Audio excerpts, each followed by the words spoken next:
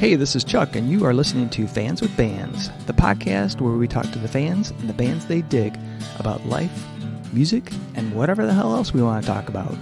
Today on Fans with Bands, we're talking to Nick from Rock City Music. Check it out. Hey, this is Chuck with Fans with Bands, and I am talking to Nick from Rock City Music Company in Livonia, Michigan. Is that correct? That is correct. Awesome. And we've got a few fans. Let's see. Oh, shit. Sorry. We've got, let's see, Matty, Cari, Mary Kay, and we've got a few joining, Brian, Tony, and we've got Wolf. So how's everybody doing? Fantastic. Awesome. So Absolutely this, great. Well, that's great. So this is actually like a really cool episode of Fans with Bands. I mean, all of them are fun. But in this case, Rock City Music Company is an actual independent music store. You guys sell instruments and vinyl, CDs. You got the full line of music paraphernalia out there. So you're kind of the place where fans and bands get together, to do what they need, what they do. And I think it's great, especially now with, the big box stores, the Amazons, the Music Friend, Sweetwater, which those guys, if you buy anything from them, they will be calling your ass. Yeah, right. But anyway, it's super cool to see like a local store doing stuff and doing it in a really great way. So I'm curious from as being a patron of the store, to hear what other folks their stories were as far as like how did they find Rock City Music, and what do you love about that store, and maybe what's the last thing you bought there? So Matty, I know you, and we'll start with you. Well, good to see you. This is a nice little shindig put together so that especially during these closed off months where there's less human contact, it's good to get in contact with the people that we see that we miss at shows, and just the little things that we take for granted, just meeting up like at the local shop, looking for records, whatever, and bumping into people and meeting people, like how I met you, just kind of like, oh, we're gonna go see Judas Priest, and let's go grab a pint before, so that's right. Pretty much the same way I fell in with Rock City. I wanted to visit there. I went there, checked out the store, and was just blown away. It was just a place I just wanted to hang out and be a part of. And then I saw that they were looking for an internet salesperson, and I just kind of applied without knowing anybody there. And they gave me a chance, and apparently my interweb skills were good enough to get on this show. So I don't know if they'll hire me back, but yes, my wife. Honey, could you mute that? Honey, could you mute that, honey? Okay, then. Okay. Anyway, that's Cari, the real brains behind the operation here. But no, we needed Cari helping me, apparently, because as soon as I started hooking things up, everything went wrong. So apparently my interweb skills aren't even that much higher than yours, Matt. I would say we're about in the same. We're more of the analog type people. Yeah, there you go. But so they gave me a shot to work there some at part-time hours, but it was more just about being there and being part of it was a family atmosphere and just a really great place. And it's a simple analogy, but it felt like home. It was just a great place, and I go out of my way to get there and tell people to go there, and they always go back, and so do I. So awesome. Very cool. Very cool. Let's see. Tony, can you hear us? Are you there? Oh, Tony may be a lurker. Is that TFM? No, that's doubtful. TFM's probably in bed right now. Let's try maybe Sean. Are you there, Sean? Yep, I'm here. All right. Oh. What a great name. Thank you. Are you related to Steve Eiserman, Sean Y? Yeah, totally related. He's my bud. All right. So I think I will say that one thing. I think all of these people on this stream, meaning myself, you, Chuck, and Sean Tapatio and Matty Ray, all have in common is we were all at the infamous Geddy Lee event. Yes, that was fantastic too. Holy cow! Who was that? Letty Gee? What did is he? I think I've heard of him. He plays bass. Yeah. Oh, then I know him. I think he's a fan of yours, Matt. Then I know him. All right. What's up, Ged? So Sean, how did you become a aficionado of Rock City music? Well, I've been going to Rock City since they opened. I've known Nick for a long time. I even went to the old store quite a few times before they moved. And it's always been my place to go to get records, just hang out with the people that work there. All the staff is just great people. And it's just probably one of my favorite stores to go to. Very cool. Thank you. What's one of your favorite purchases from there? Springsteen box. Probably, yeah, it's got to be the Springsteen box set. Awesome. Very nice. Yeah. Very nice. Cool, man. So I have a question for you, Nick. Yes. I think you started Rock City about 6 years ago. I think this year is your 6th year, correct? That is correct. So actually where it started, I started working at Blues Airmen in Michigan when I was 16. And I worked for a family friend there. And about the time I was 20, he decided he wanted to retire. So it was sort of like I figured out a way to own and buy the store or get a real job. And I wasn't going to be good at a real job. So I figured out how to do that. And I ended up owning Blues Airmen for 4 years. And then I moved to Livonia and rebranded as Rock City Music. We did the move in less than 7 days, moved the entire here November of 2015. Oh, cool. So yeah. 7 days. So just a note, Nick, your audio is kind of halting a little bit. So Ooh, that's weird. Yeah. Can you hear me? Yeah, I can hear you now. I don't know. Yeah, it's crazy. I don't know why. So that's exactly where I was going with my question is like, how did you get started?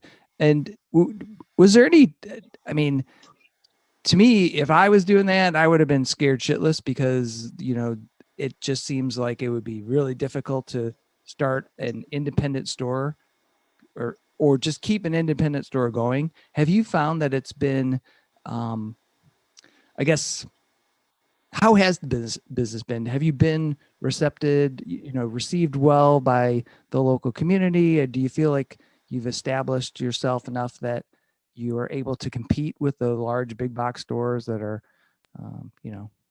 Well, I think the community has always been great. The playing community, meaning the guys that go out and play in bands and gig, and the people that live around the store have always been great and super supportive.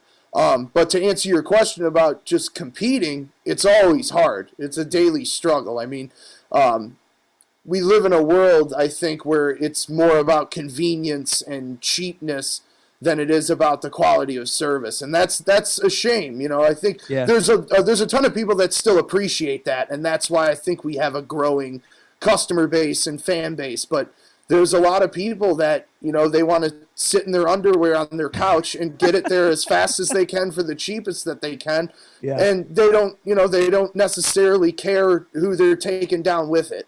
So that's always the struggle. Is how do you continue to offer the great service and people in a time where it's so technology based, Right. And I think Matty hit on a good point though, when he talked about like the atmosphere at the store, and Sean did too, of that, the staff that you have that working there are really, they're into music. They're also very friendly and receptive.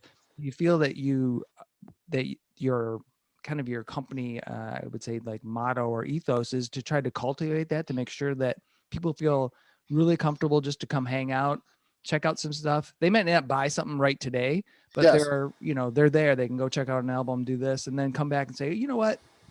I really want to get that orange amp. I've been fucking with it for a week and I want to. Yeah, absolutely. No, it's definitely, it's the neighborhood place. You know, it's when you come in, we want to know your name so that we can remember it, and we want to know you. Like, you know, Matt said, we try and make it more of a family based thing. You know, we want everyone to feel comfortable, and yes, building that from the ground up is how it happens. Getting people to come in and see the records and see the gear and let them know that we have it is how we continue to meet new people. And that's why doing the events have always been so important to me. You know, having the people we've had in, whether it be Glenn Hughes or Gary Holt or Geddy Lee or any of those people, it brings in a whole new clientele that maybe weren't familiar with Rock City and had never been there before. Yeah. Well, I was super pissed that I missed I don't know what the hell was going on, but I missed Gary from Exodus because That was a good one. Oh. I love that guy. I was so glad I got, you know, I actually like busted out of work. So probably if anybody's watching from work, they're like, oh, that's where you were. Yeah, your secret is safe with me. I'm like, I'm not missing Geddy Lee, God damn it. And I actually saw somebody from work there. It was really funny. She goes, you're a Geddy Lee, you know, Rush fan? I'm like, oh, hell yeah. You're like, who is it? It was Alex Lifeson with a mustache on, and he was like in line waiting. Oh yeah, you too, huh? Yeah, we had Gary Holt twice, and he's just that guy is something else, man. I mean, just as a guitar player and as a human, he's just a great dude, you know? Yeah. So how did those events get started? I mean, what was how did you end up getting those folks out there, and what was that like?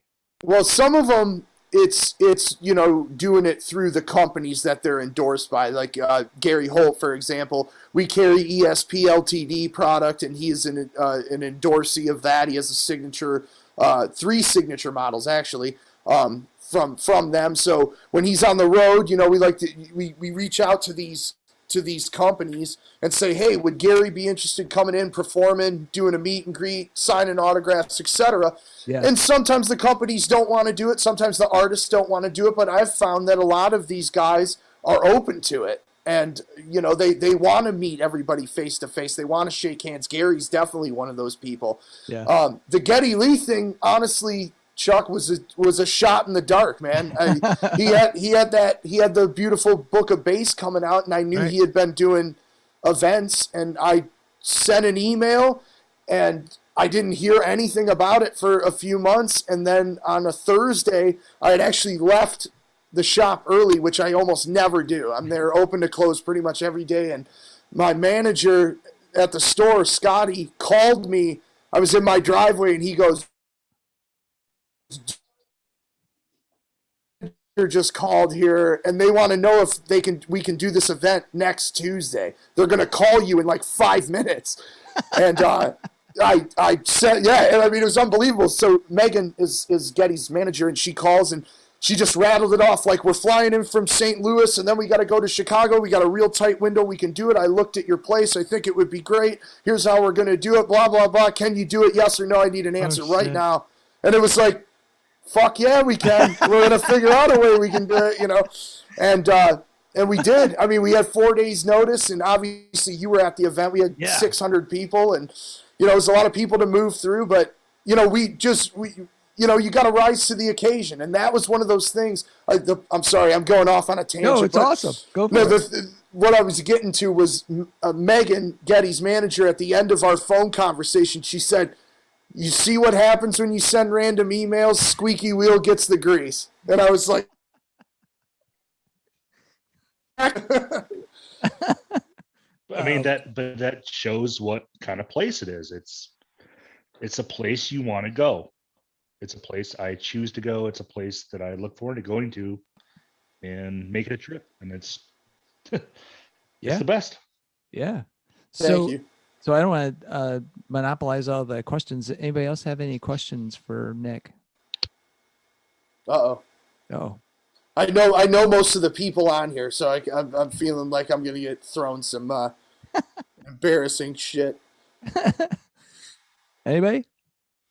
I have one. Go for it. This is a tough one. What was the moment you knew that this was what you wanted to do and you were going to take that step and start a place like this? Well, I would say, like I said a little bit ago, when I was at Blues Airmen and was running that place for a few years, we were excelling and we were doing well, but I quickly figured out like we were going to be maximized pretty quickly in the location we were in. It was small, and we couldn't get any more lesson rooms, and we couldn't get new gear, and it was sort of just this like put up or shut up type thing. You know, you got to go for it or don't. And I think at that moment I was 25, you know, and I was like, okay, well, if I do this for 5 years, or if it fails in the next couple of years, I'll still be under 30. So I can figure out something else I can do, you know. But I'm talking before that. Like, I get to 25. I'm talking before that, which that's where the guts kick in, where you were like, I'm going to do this before all that. Well, I think it was, you know, I had been working in the store since I was 16, and I got to where Dave was going to retire. That was the guy I worked for.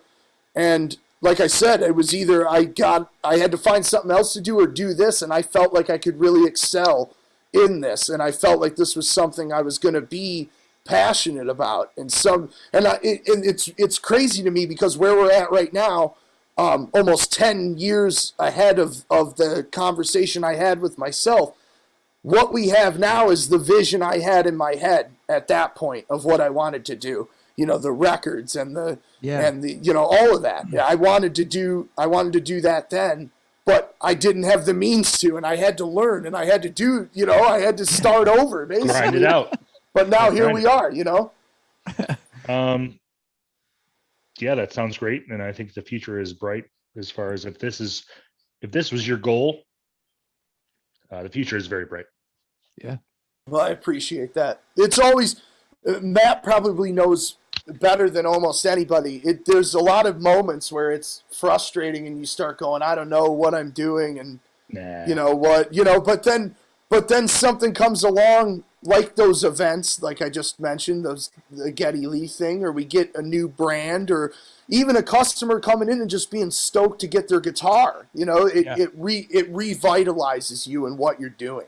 Well, that's music. Like you have those moments, and they're few and far between, where what hair you have left gets blown back.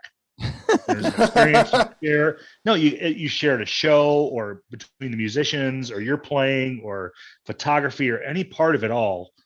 It all comes together, and I think it's hard to put into words, but I think those moments happen, and yeah, I guess that's all I'm saying. But those moments. No, yeah, you're absolutely right. I've seen them happen at that store. I've been a part of it. I've been as a guest. I've been, you know, helping the line, talking to everybody else.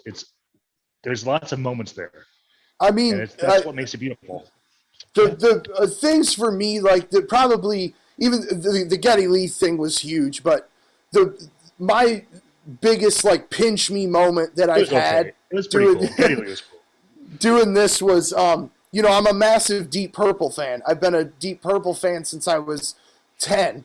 And when we had Glenn Hughes in the store of Deep Purple, that was like the biggest, like, what the fuck? How did I get here moment? Like, because I just kept thinking, like, if 10-year-old Nick knew this, he'd be like pissing himself. I was pissing myself at 28. Listen, you know? Listen, fuck you.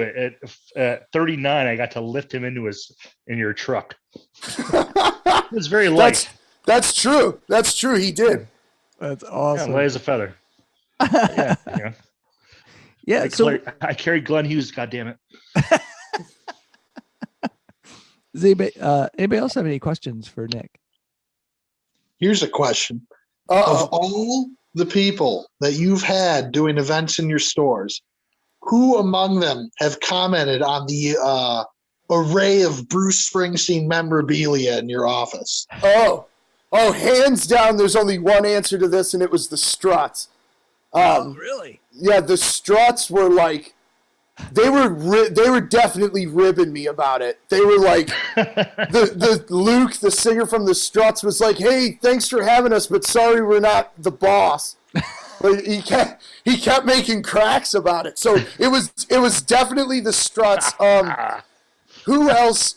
I'm trying to think who else said anything about it. Steve Gorman was like, "Oh, I guess you like Bruce Springsteen," But honestly, a lot of the times they come in and they're more concerned about how the day's gonna run and etc. That they don't really pay attention to that stuff. But yeah, the Struts for sure were commenting on it. Awesome. So what is the love for Bruce? When did you become a Bruce aficionado? No, actually, it's funny because people automatically assume because of my age that like I got it from my dad or something, but my dad despises Bruce Springsteen, so that wasn't it. No, I'll tell you when we first started doing vinyl at Blues Airmen in like 2011, Bruce was one of those artists. Obviously, everyone knows who he is, but you're not really familiar with the work necessarily. I knew "Born to Run," which is in my mind the best song ever written. But and I knew the hits, "Dance in the Dark" and etc. But I bought a record collection from a customer, and it had the album "Darkness on the Edge of Town" in it, and from 1978. And I was like, I'm going to put this on. Something just possessed me to put it on. And from that moment, I was just hooked. Wow. It was the fucking best thing I had heard in a long time. I mean, it was like one of those like life-changing moments. And Bruce is a total hero. He's an inspiration, I think, as a human being. And I think he had a lot of struggles in his early days. And I think I've always looked at that and used it as motivation. Same thing with Kiss with Gene Simmons and stuff. Like those guys beat a lot of odds to become who they are. And I think that's something that we can all take some inspiration from. But since that moment I heard that record, I've just been all about Bruce. And I get shit about it every day from people, but that's fine, Yeah. That's fun. Well, I'm surprised that people give you shit about it, but I'm wondering, have you listened to or read his book? Oh, absolutely. Yeah, it was fantastic. Yeah. And I was not a huge Bruce. I'll tell you what, I was not a big Bruce Springsteen fan when my wife actually was a huge fan, or is a huge fan, and she was like, "Oh, this book's really good. You should listen to it." And I'm like, I'll be honest, I was sort of like, fuck Bruce Springsteen. I'm like, whatever. He's got a few tunes and that's fine. And so I listened to it, and then I was like, oh shit, I got to check out this older music when he's like ripping on the guitar and stuff and talking about that. I'm like, oh, really? Seriously? And then I went back and it all came in, I like Born to Run and then like The River and, yeah, it was crazy. So then I became a huge fan, and I was like, it was amazing just from that one book. Have you ever seen him in concert? No, I never. Oh, I didn't like him back in the day. I was like, this guy, fuck this guy. You never got up to his 8 feet from his face and yelled, "What up?" 40 feet down. I have. I have. I mean, I've met Bruce 3 times, and every time he has been hands down the nicest guy and totally humble, and will stand there. He asked me my name and thanked me for being a fan, and just was like, I mean, he could have been doing that so I'd leave him alone. Maybe he was afraid I was going to kill him or something. But yeah. Stop being like a Sweetwater guy and get out of the bush and just leave and stop killing me. Seriously. I like my boss metal zone. Leave me alone. Here's my favorite interaction with Bruce Springsteen. I've been able to be fortunate enough to play drums for Robert Gordon, who's a total legend in the rockabilly world. And when he first came on the scene in the 70s, Bruce Springsteen wrote a song for him called Fire, which is like one of his biggest hits. And Bruce does it now and has done it in concert. And Sean Shishido, who's in this chat, and myself went to see Bruce when he had the Broadway show, which obviously everyone probably saw on Netflix. But we saw it in person. And we're waiting outside, and Bruce comes out, and I'm like, "Hey, Bruce," I actually play drums for Robert Gordon. And he turns, and he's like, "Oh, really?" And I go, "Yeah." And he goes, "Oh, how's Robert doing? I haven't seen him in a while, you know." And starts having this whole conversation with me, and there's just pandemonium going on around him. God. Like 500 people all like trying to get autographs, and he's having this conversation with me, which was cool as hell, right? And then later, Robert Gordon went to the show and, you know, saw Bruce, got to go backstage, obviously, because they're old friends. And Bruce said to Robert, "Hey, your drummer was here a couple weeks ago." And I was like, "Yeah, Bruce was talking about me. Fuck yeah, I've made it." Oh, my God. That's awesome. That is awesome. Holy shit. Most of the time when I meet people that I really look up to, I become like this stuttering asshole, just like, "Oh, no." And then, you know, they look at you like, "Oh, boy, he's touched." And you have right. Sandwich and you walk away. Well, you know what's funny is I get what you're saying, because I've seen people be like that, and I've been like that depending on who it is, you know. Yeah. But when we did the Geddy Lee event, there was people that walked away from that table that they were shaking and they were crying and they were like, and I get it. I mean, that meant a lot to people, and that like, it made me feel great, like that we were able to provide that experience to people. But people just fucking losing their minds, and I was like, how cool is this? You know, like, you could just tell it meant that much to those people, the way it meant that much to me meeting Bruce or meeting Gene Simmons. Like, that shit meant a lot to me. So I totally felt for those people. And don't get me wrong, I'm a fucking huge Geddy Lee fan. So it was pretty nuts. Geddy Lee sitting in my office going, "So tell me about your business." I'm like, "Hey, can you tell me about Fly By Night?" Right. You know? Like, oh, man. Yeah, he introduced himself to me, and I was, "Oh, really?" Yeah, he's like, "Hi, I'm Geddy." I'm like, "Oh, I've heard." And then he came in the back, and the studio's there, and he said, "Well, why don't we cut the record right here?" And so I said, "You fucking haven't returned my calls for 4 years. Why are we? How you want to talk to me? Like, this is my chance to get it." You know, like that. Geddy Lee. He didn't want to be upstaged on the bass is probably the problem. Right. He's heard the rigmarole around town. He knows, but of course he has. No, Who the best hasn't is heard it? The group photo at the end was Geddy Lee said, "Hey, goldfish? A goldfish, yes." Like, the group photo at the end was Geddy Lee's, because it just felt like home, and it's just, I don't know. It sounds cheesy, you know, probably get edited out, but that's what it's all about. It's just, you want to go there and check out the records. Yeah. And, I was just going to say that event was super fun because, like I said, I saw somebody from work. I saw Jenna McShane. I don't know if you guys know her. She's a really great photographer in Lansing, and she was there. And so you weren't supposed to put anything, like, you were just supposed to put your name on that card, right? You weren't supposed to put any fucking sayings or anything. But I put in there that, you know, to Chuck Marshall, Les Claypool sucks. And I remember that, dude. That's where, like I do remember that, because I was the master between Geddy and reality. I was like, I'm told not to do this, but there's no way he's not going to laugh at this. And he did. Then he posted. He did. He goes, "Oh, there we go. I can't write this." And I go, but Primus sucks. And he goes, "All right." Oh man, you're bringing back a memory now. Yeah, that was great. I've got a lot of my guitars and basses hanging up in my office, and I've got a Steve Harris signature P bass. Steve Harris from Iron Maiden, for those that don't know. And Geddy's in there, and he goes, what is that? And I go, "It's the Steve Harris P bass." And he goes, "Oh, yeah, Steve's a good guy." That was all he said. He was like, "Yeah, Steve's a good guy."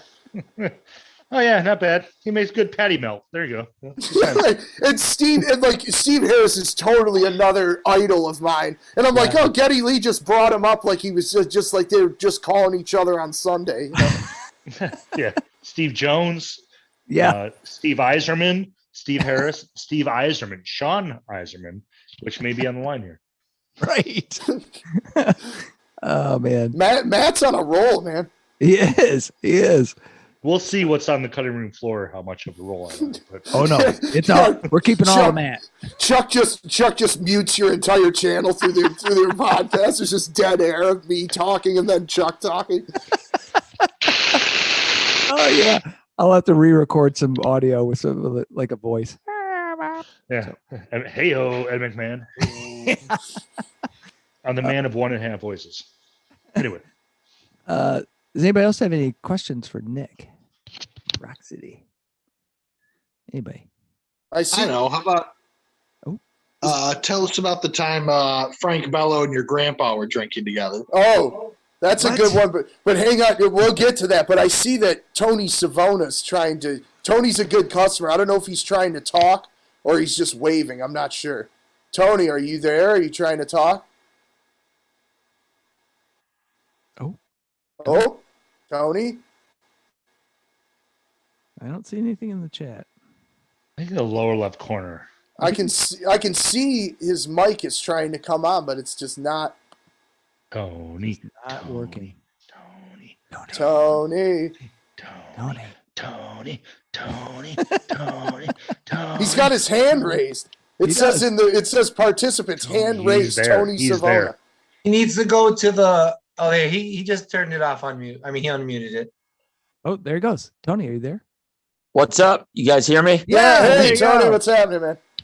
Hey, what's up, Nick? How you doing? Good. How are you, man? Good. Really good, man. This has been damn interesting. I got to tell you, I'm loving it. I hope in a good way. Oh yeah, absolutely. Hey, I just want to let the folks know who are online. Just real quickly, one of these really happy accidents. I was turning around in the parking lot where Rock City is and saw the building, didn't know it was there, saw that they, had instruments, lessons, vinyl caught my eye because I'm into vinyl in a huge way. Yeah. So I go peek my head in there, see what's going on, started going back. The staff, which a couple of you guys have already mentioned, just terrific people. And Nick's probably tired of hearing me say this, but man, they just get it. You can talk to them about any genre, any musician, and they just get it. And I just love going there. I love flipping through the vinyl and telling stories and listening to their stories and so on. From the youngest one of those guys to the oldest, they just get it, and it's a freaking joy to go there. I love it. Thank you, Tony. I appreciate that, man. We love having you too. You're always a pleasure to talk to. Hey, thanks. You're being kind, but thank you anyway. No, like I told you the other day, man. Tony the other day goes, "Hey, man, I know I can get off on some tangents, man, but if you ever got to cut me off, just say, hey, shut up. I got something to do." And I said, "No problem, Tony. I tell people that all the time. So if I tell you, I'd be happy to tell you to shut up if that was the case." No kidding. One thing, which those of you who know Nick well, one thing that I learned all too quickly is tread lightly when it comes to Kiss. Yeah, that's true. Like if you want to bring up Flick of the Switch versus Creatures of the Night, you're going to lose. It's Creatures of the Night without question. Oh, even against Hot in the Shade, you're going to lose. Yeah, Hot in the Shade for sure. I got a buddy I work with. You can't. How does that compare though? Like, so I'll be honest. I was a huge Kiss fan. Like all the pictures and stuff when I was I don't know, 6th grade to 9th grade. Like just huge into Kiss. One of the first albums I got was Kiss Alive. Played the fuck out of that thing. One of the best albums of all time. Yeah, it still is. And my mom was freaking out, because I think Kiss Alive 2, which one had Cold Gin? Kiss Alive 1, 2. Kiss Alive 1. Yeah. So she heard the lyrics to Cold Gin. She said, "What the fuck?" Well, she didn't say what the fuck, but she said, it was basically what she was telling me. Like, you shouldn't be listening to this. I go, Mom, it's just, this is awesome. So, I'm gonna tell this story real quick, Chuck, because my mom's in here. She loves to tell this story. So my dad, massive Kiss fan. So when I was growing up, the music was always on, and he was always playing the videos and everything. Yeah. And I went with my mom to like, it wasn't CVS at the time. I think it might have been Arbor Drugs. And I was in the parking lot going, "It's Cold Gin time again." And I was like 4. And my mom's like, everyone was looking like, why is this kid singing about Cold Gin? Then he said, "Listen, people. Yeah, Let me tell you. Listen, people. Okay, listen now, people. I'm going to tell you about some savings at Arbor Drugs." I didn't say that. I think they actually had Paul Stanley say that. So speaking of What Paul, did that cost you? I heard there's like a tape or a video of him doing all his like outtakes of all him talking and doing his. Oh yeah. Have you heard that? Oh, of course I have. I've got the extended 75-minute cut of it. Why you holding out on the other 3 hours for us? I've actually hung out with Nick and 9 hours, and that's all. We just talked to each other like Paul Stanley. That's why you want these ribs with sauce or without? Dip or with not? Not me. I don't give a fuck. Not today. Not tonight. Woo! Yeah. I mean, what do you have a better way to spend your day than talking to like Paul Stanley? Exactly. But I will say I think that definitely contributed to. I had to have throat surgery a couple years ago, and I think the overextension of me doing Paul Stanley all the time ruined my throat. As you can see, it's also ruined Paul's. 100% worth it. Oh man. Yeah. So go ahead, Chuck. I didn't mean to derail your Kiss story. That was perfect. That was actually perfect. But I was huge into Kiss at that point in time, up to the they did the individual albums. But as soon as they took their makeup off, I was like, and I kind of lost interest. And so I'm like, how the hell did you stay on with the band like when Creatures of the Night and that shit came out? Because I was like, oh. But then Rush, so. I think you're going back to it in hindsight. You know what I mean? I wasn't there living it, so I don't know what it was like when they took their makeup off and pissed everybody off and started doing, 80s hair metal and stuff. Right. But to me, like, you listen to something like, I don't know, like the Crazy Nights record. Okay, it's not Destroyer. I don't think anybody would say that it is. But when you compare it to like, Cinderella Night Songs and Bon Jovi's Slippery When Wet, it's just as good. Whoa, Night Songs. Yeah, dude, I love Cinderella and I love Night Songs, but don't be on here like it's not. And I love you. Raining blood, dude. Like, I'm just saying that riff in Night Song. I love it. To me, Night Songs is the quintessential hair metal record. Is Night Songs. Well, so now I'm feeling like I need to go back and revisit because I think I was traumatized as a youth, when they went from makeup to hair metal, and I was into hair metal for a little bit, and so I need to go back and check it out. The Revenge album from the early '90s is fantastic, and it's not underrated. That was a great tune. Hey guys, this is Tony. I got to throw this in. I was more into the hair metal bands videos. You got to love those guys' videos. Just the most decadent shit that they could come up with. I mean, I like some hair bands musically, but I just love their freaking videos. Back in the day. Dude, there's some great, and you look to the productions, like how much money some of that shit must have costed. Like, think about Cinderella, Don't Know What You Got Till It's Gone video. Yeah. Tom Kiefer is playing piano next to a canyon. Like, they had to take a piano out there and Listen, get a no, helicopter and all of that shit. No, listen, you have no idea. Kip Winger is still hungry. He hasn't had enough to eat. He's still hungry. I don't think lyrically Kip Winger's holding the candle to anybody, but stage moves wise, maybe. Yeah, I mean, is it about a buffet? Is it about a woman? I'm gonna twirl and I'm gonna play you some. That could be one and the same, actually. Yeah, there you go. Yeah, for sure. Oh, Winger. Hey, Nick, I got to ask you real quickly. Your thing about station to station, with Bowie the other day was just spectacular. But I am sitting here looking. I'm sitting here in front of a ton of my vinyl, and I'm looking at a Charlie Sexton LP. And if I'm not mistaken, he hung out with Bowie for a few years. Yeah, I believe so. He's been Dylan's guy for a long time. He's been with Dylan, I think, since Time Out of Mind, maybe a little bit before that. So yeah. I'm not sure on Bowie. I know Bowie's gone through so many guys that it's hard to say for sure. But I want to say that you're correct on that. Where's Dr. Tapatio? He knows. Yeah, somebody Google that shit because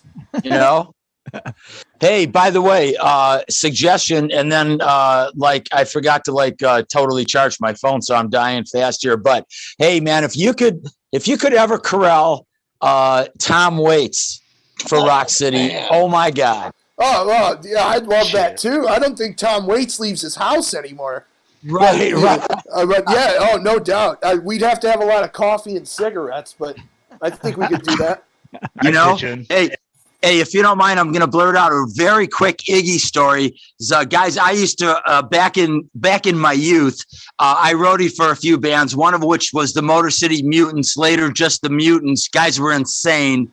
So we're doing a show at the St. Clair Shores Civic Arena, and Iggy was the headliner. Obviously, some of his down years when nobody wanted to have anything to do with him. Yeah. So anyway, I'm helping his crew set up on the stage, and Iggy yells to me that he wants the mic. So I run over. There's like 3 or 4 mics laying on the stage, and I go, Iggy, which one? And he looks at me and he goes, the one that fucking works.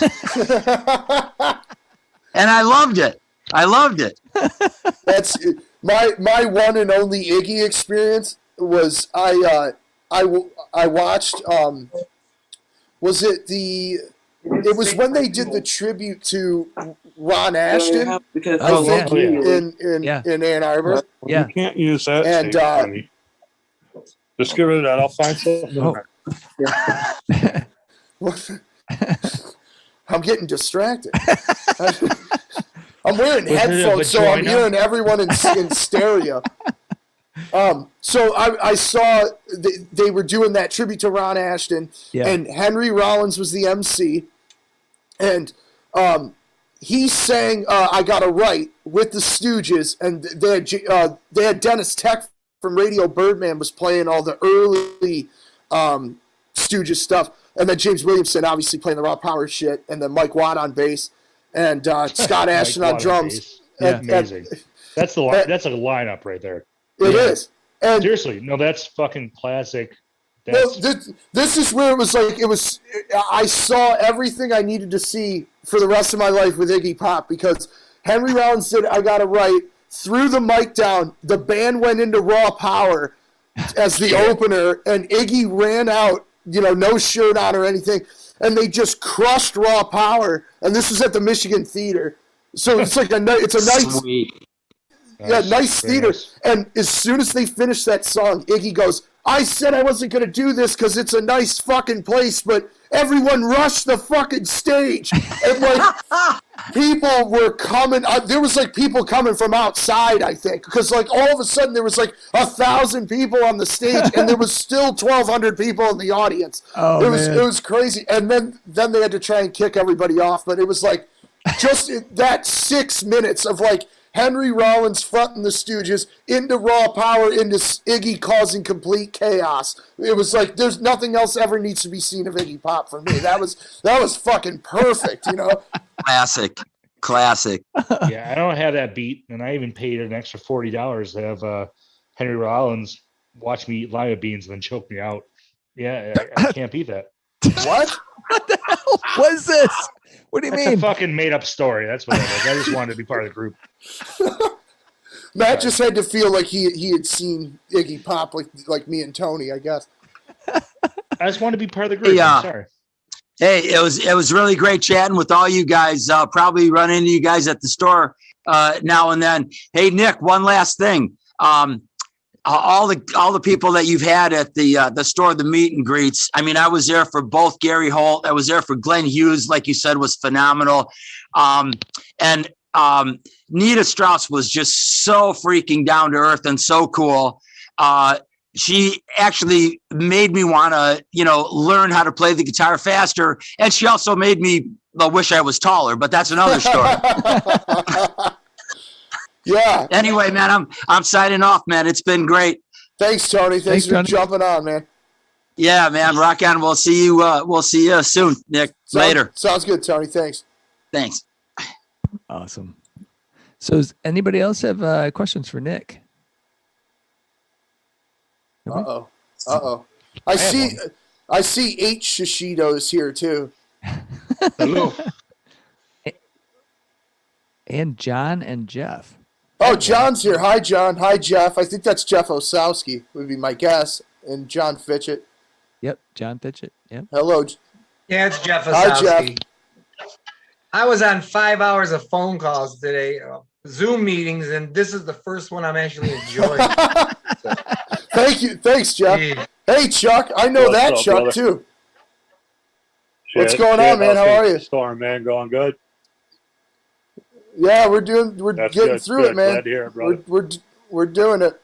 Thank you. Yeah, Jeff said he's been on the phone for 5 hours. Nobody is on the phone more than Jeff.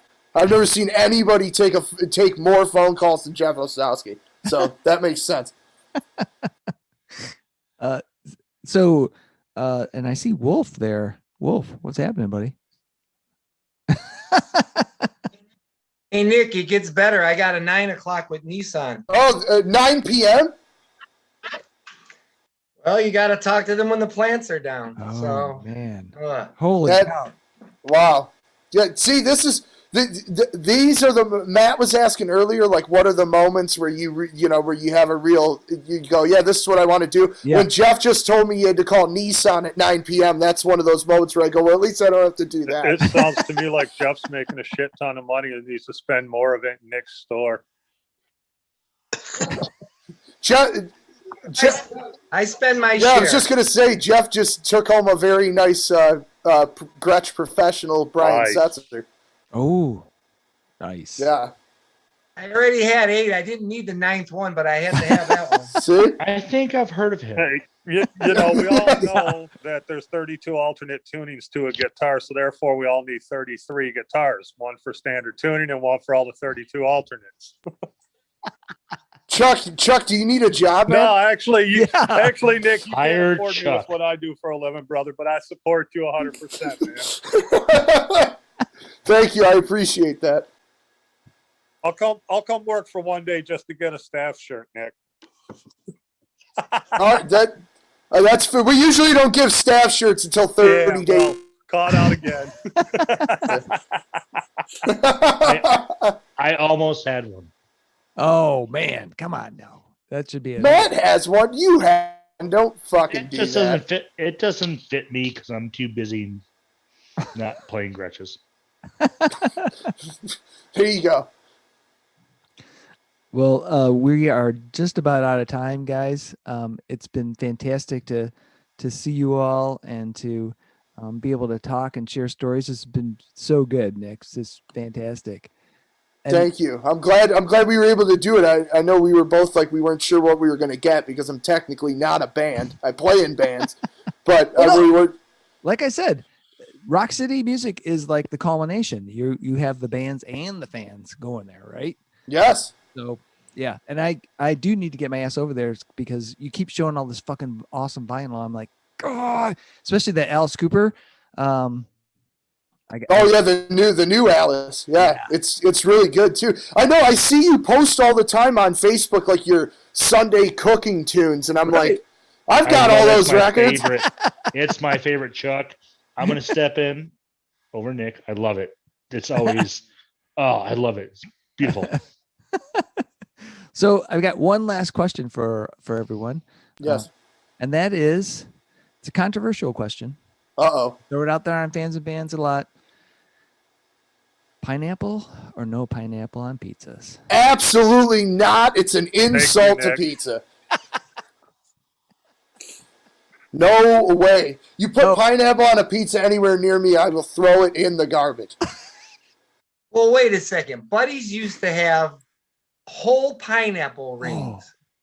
And when they did that, it made it worthwhile because it was my mom's favorite. We grew up somebody mentioned the Mutants. I grew up with Art Lizak's brothers. I went to school with them and played at Lily's as a kid when I was in punk bands, but I grew up right by the original Buddies. And that's the only place I would ever eat pizza because there's a whole pineapple ring and it was my mom's favorite. So I had to buy it, especially as she got older, just to see the glint in her eye when I'd bring over a pizza on my lunch hour. I'd run over there or whatever. But anywhere else, yeah, it's garbage. Yeah, like I don't know. I'm Italian, as all Italians have to tell you that they're Italian, and I just find it just repulsing, to be honest with you. Oh man. So Chuck, how about you? Pineapples. Put your mask on. Chuck, how about you? How about No, for absolutely pineapple? not. No. No pineapple. No. Only thing worse than pineapple on pizza is fucking anchovies, man.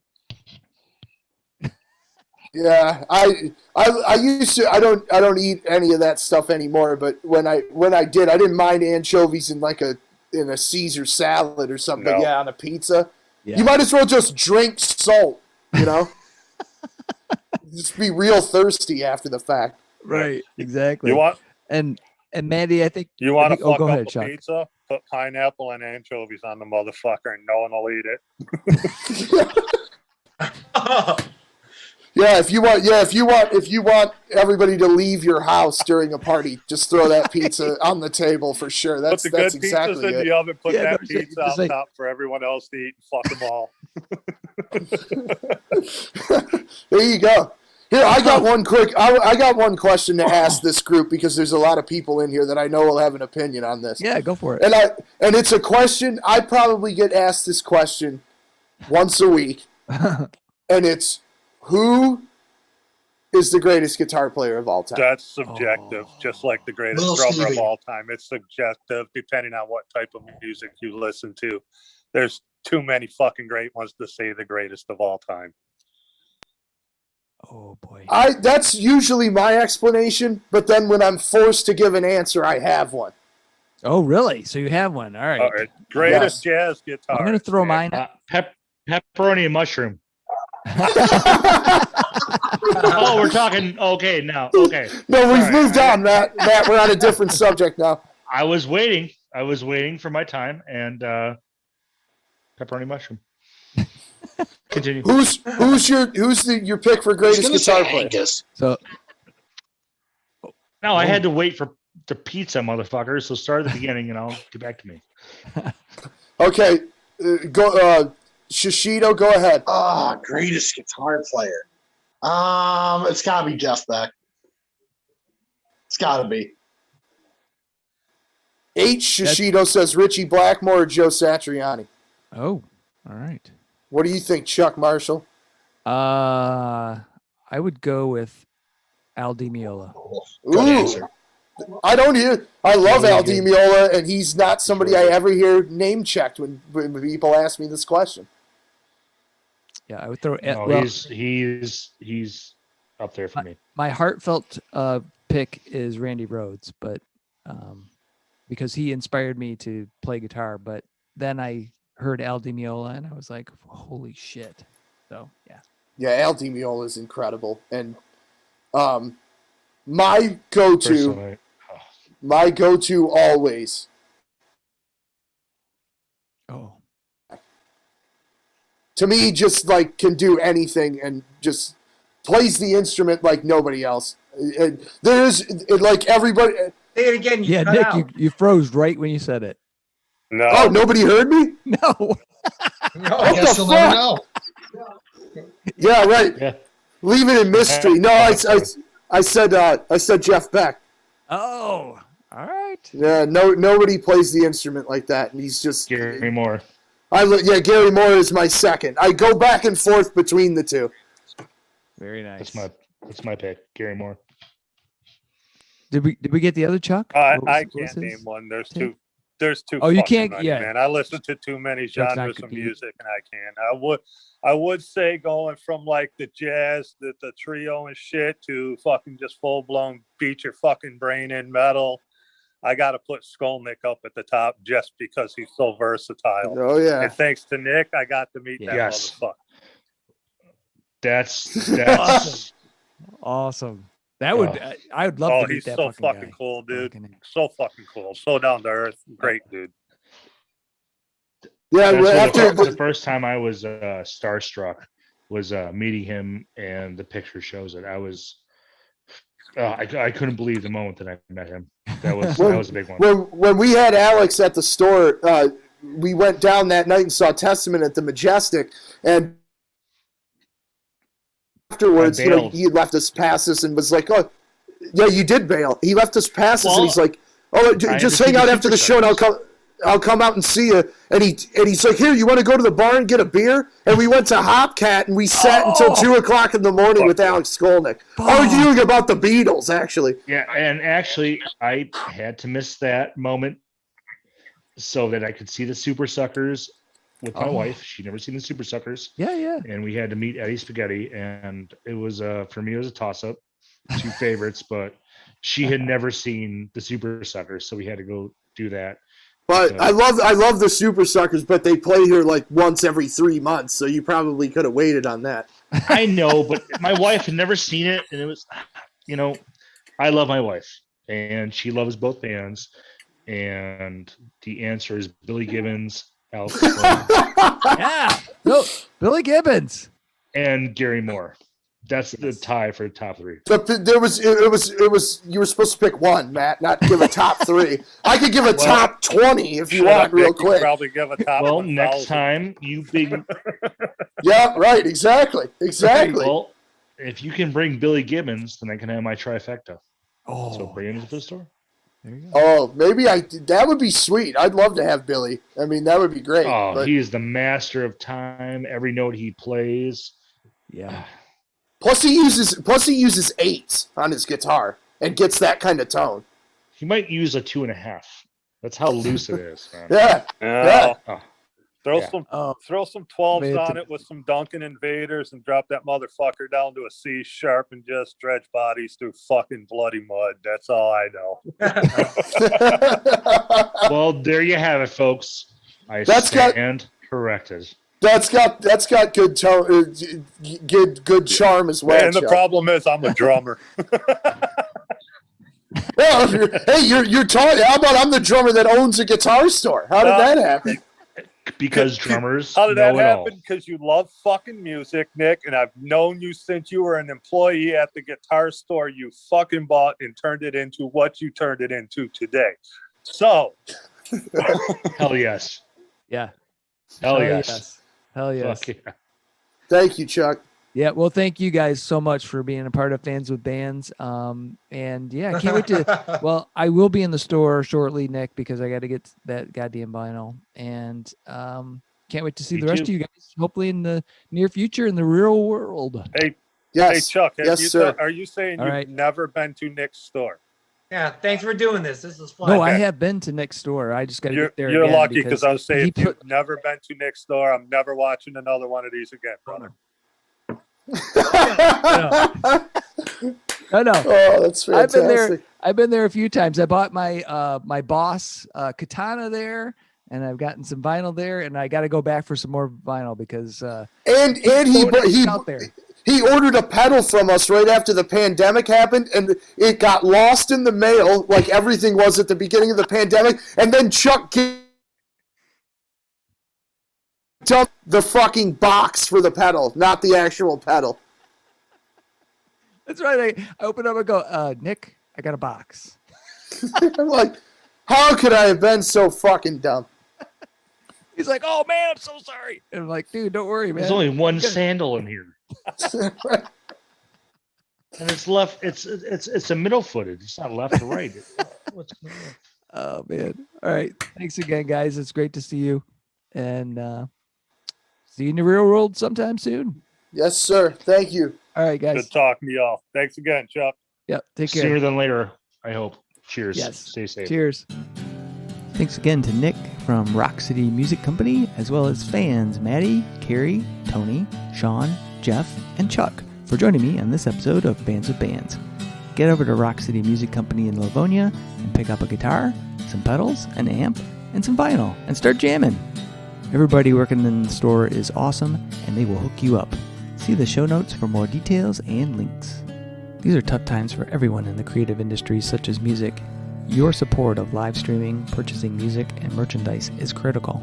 If you can help out your local artists, please do. If you are in the Michigan area, consider following the Playing in the Detroit Area Tonight Facebook page. It is a place for fans and bands to support each other and share our combined love of music. Thank you all so much for listening. Be sure to hit subscribe on your favorite podcast service to get each and every episode of Fans with Bands. Spread the word by rating the show and leaving a comment. We want to hear what you think. You can keep in touch by following us on social media. This is a Life in Michigan production. Until next time, be well and kick out the jams.